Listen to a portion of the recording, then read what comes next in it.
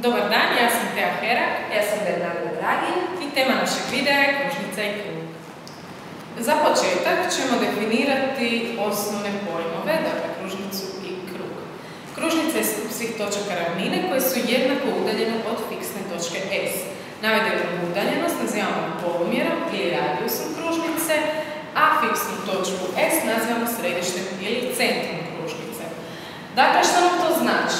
Za bilo koju točku kružnice, nazovimo ju T, vrijedi da je udaljenost točke T do točke S jednaka R. Oznaka za kružnicu je malo slovo K, S, R, gdje je dakle S oznaka za centar, a R oznaka za polumjer. Nadalje, što se tiče kruga, krug je skup svih točaka ravnine, čija je udaljenost od točke S manja ili jednaka od R.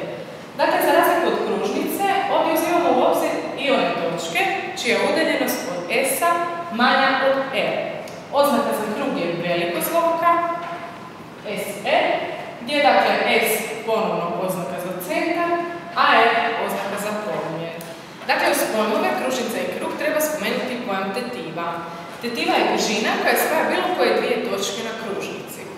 Analogno nam vrijedi i za krug, s tim da sada kod kruga ne uzimamo u obzir one točke unutar kruga, već samo one čija je udaljenost od središta jednaka R.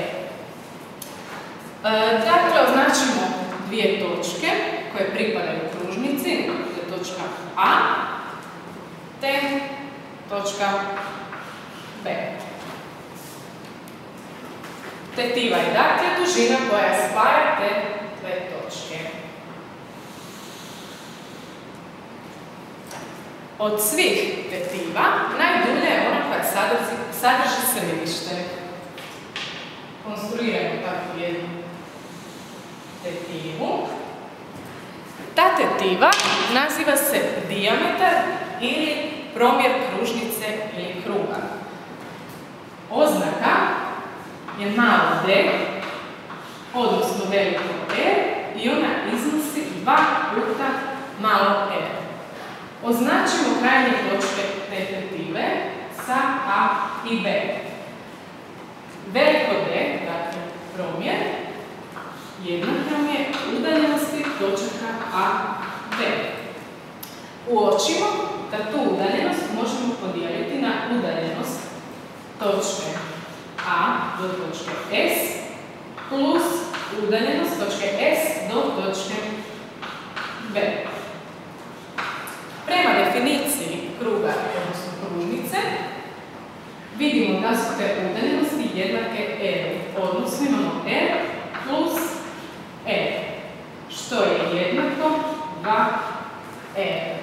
Rekli smo da nam je dakle udaljenost točke A do B jednaka D-u, stoga nam vrijedi jednakost. Što nam je još bitno znati o kružnici i krugu? Kako izračunati opseg kružnice, odnosno kruga, i kako izračunati površinu kruga? Opseg kružnice označavamo oznakom O, što je ujedno i opseg pripadnog kruga, a površinu označavamo sa T.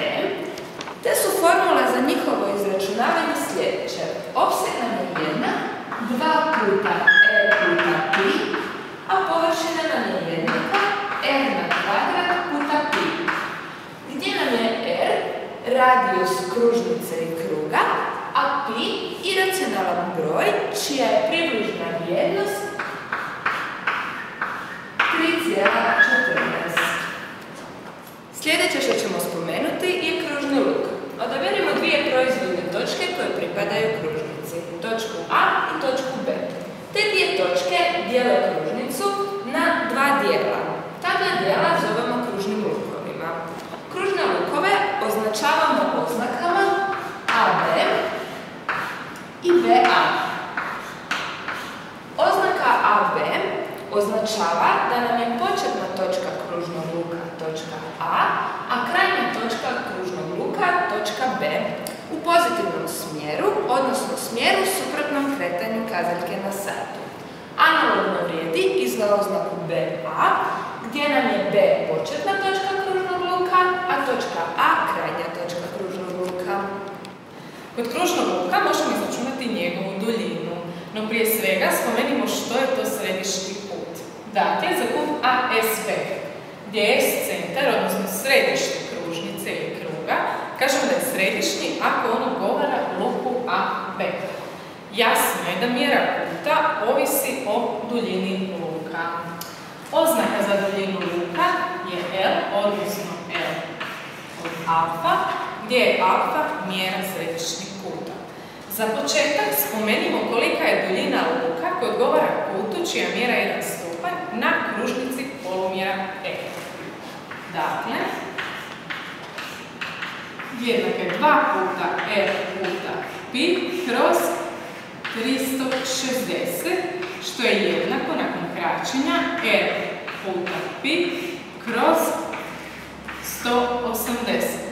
Uočimo da je 2 puta R puta pi opseg kružnice, odnosno kruga, radijusa E, a znamo da puni krug ima 360 stupnjeva.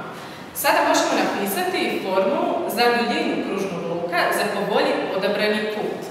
Dakle, središnjem kutu od alfa stupnjeva kružnice polumjera R odgovara luk duljine L jednako je R puta pi puta alfa kroz 180.